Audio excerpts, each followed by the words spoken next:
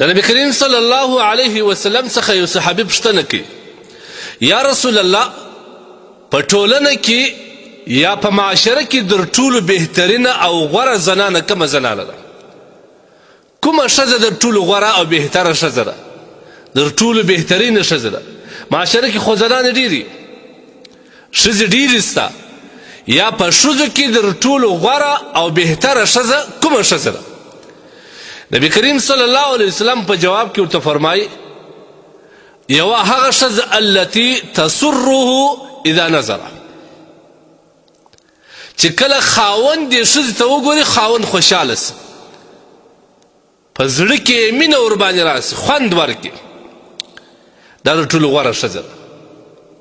محدثین علماء کرام د دې په تشریح کې لیکي لحسنها ظاهرا و باطنا، د دې ښځې د ظاهري او باطني حسن د وجې څخه چې کله خاوند ورته وګوري خاوند زړه خوشحاله سي.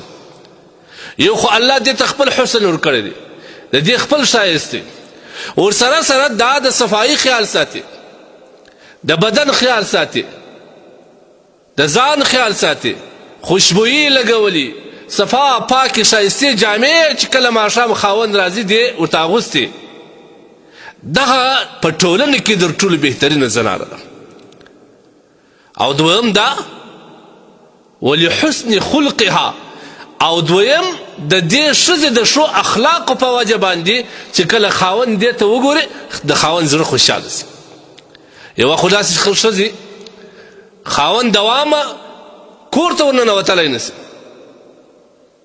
د دې د بد اخلاقي څخه، د دې د بدې ژبې څخه او د دې د بد کردار څخه خاوند نږدې نسي ورکړلی. دا ښځه الله نه خوښوي، دا ښځه د معاشرې بده ښځه بلل کېږي.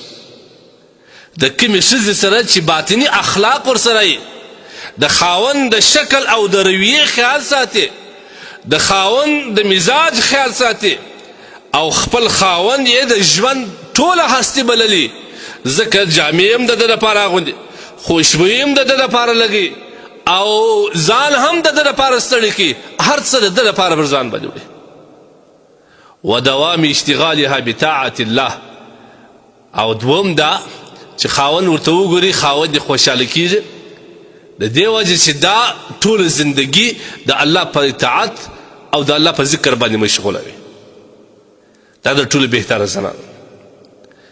بیا نبی کریم صلی الله علیه وسلم دویم شی د ښې ښځې یا د بهترینې ښځې دا بیان کړي، وتطیعه اذا امر، کله چې خاوند دې ته د یو کار دا ووایي دا یې په ډېره مینه په خوشحالي باندې سرته رسوي، بڼاری نه وي، بزاری نه وي، خاوند ته جواب نه ورکړي، خاوند ته دا نه وایي چې راسه ته کور کار ته هم وکړه. یو خو د خاوند سره په خپله باید احساس سره چې زما او ستا نبي علیه الصلاة وسلام، زما او ستا رهبر په کور کې د زنانو سره کار کوي، موږ هم باید وکړو. خو د ښځې دپاره بیا دا نه دی پکار چې خپل خاوند ته امر وکړي، بلکې بهتره ښځه هغه ده، غوره ښځه په معاشره کې هغه ده چې کله خاوند دې ته د یو کار دا وویل دا یې په ډېر خوشحالي باندې، په ډېر فرحت باندې د دې خاوند امر په ځای باندې راوړي. دا د ټولو بهتره ښځه ده. ولا تخالفه في نفسها ومالها، دا ښځه درېیمه بهترینه او غوره ښځه هغه ده چې د دې خاوند مخالفت نه د خپل ځان په باره کې کوي نه د مال په باره کې. څه مطلب؟ کله چې خاوند د دې څخه د جنسي تسکین مطالبه وکړي دا باید منع نه کړي، قطعا یې منع نه کړي. بل روایت کې راځي کومه ښځه چې خپل خاوند د بسترې دپاره، د کوروالي دپاره خپلې بسترې ته راوغوړي او د انکار وکړي، دا ښځې انکار وکړي، دا ټوله شپه پر دې باندې د الله قهر وکړي، او د خاوند مخالفت د ده په مال کې هم نه کوي، د دې په مال کې هم نه کوي. نو لهذا دا د امت بهتره ښځه ده. معاشره کې خو ښځې ډېرې، دا اوس معاشره خو دا خرابه کړې ده چې دا ښځه بل ښځه دا خپل خاوند ته خطا باس، پام کوه چې هره خبره ونه باندې د باندې مخته کېږي، پام کوه چې داسې ونه کې، پام کوه چې داسې ونه کې.